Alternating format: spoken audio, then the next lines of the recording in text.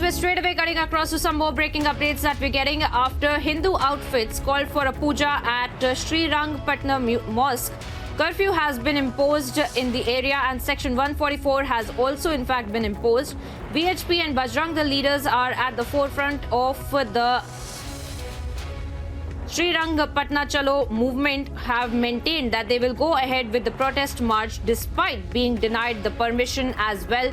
Viewers, remember there has been a lot of ramifications when it comes to the Gyanvapi Mosque as well, and the kind of similar cases that we have seen mushrooming across the country. But of course, one such hub is that of Karnataka as well, where we have seen several such incidents that have come to light, and now in the latest being that in fact, with the movement of Srirangapatna Chalo movement that has been headed by the VHP, now claiming that they are going to go ahead with this movement as well. Sagar Raj also joins us on the broadcast. Sagar, give us more details about this movement that has now been declared by the VHP, claiming that even though there is a Section 144 that we are learning has been imposed, they are going to go ahead with this movement as well. Tell us more about this entire movement.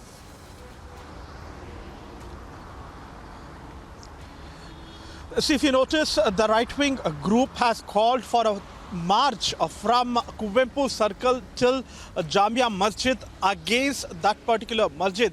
They claim that that particular Jamia Masjid was built over Hanuman temple.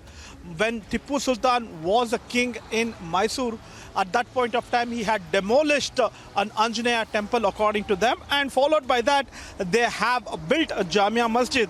Now, they want to reclaim that particular temple. So that is the reason they have called for a huge rally in Srirangapatna. We are reporting from Srirangapatna, where large number of people are expected to join around 10:30 a.m. Remember, there is a 144 section which has been imposed from yesterday evening, and it will continue till tomorrow morning. And what we get to learn is that there are high security deployment at this particular place, and what we get to learn is under the supervision of SP Satish, there are 2 DYSP, 6 CPI, and also there are more security deployment, close to 300 police constable and 10 PSI and 2 KSRP and 4 DR has been deployed in and around Srirangapatna to ensure that peace, law and order situation is being maintained.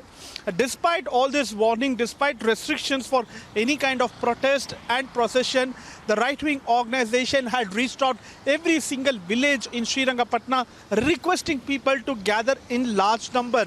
They also issued pamphlets to all of them to create awareness amongst them that the importance of that particular Jamia Masjid and temple, where they said that about Tipu Sultan and his atrocities against Hindus, and they will be hoping that large number of people might gather today in Srirangapatna Chalo.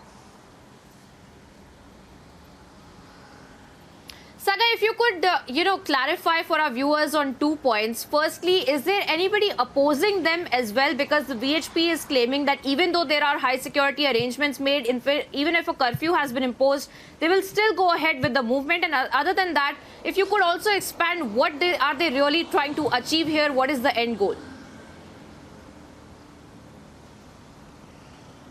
See, there is nobody as such who is opposing this. As of now, there is no legal approach done by the right-wing organization. They have not approached the court with enough papers as of now. So nobody is opposing this right now, because everything is in favor of Jamia Masjid, because it has an history.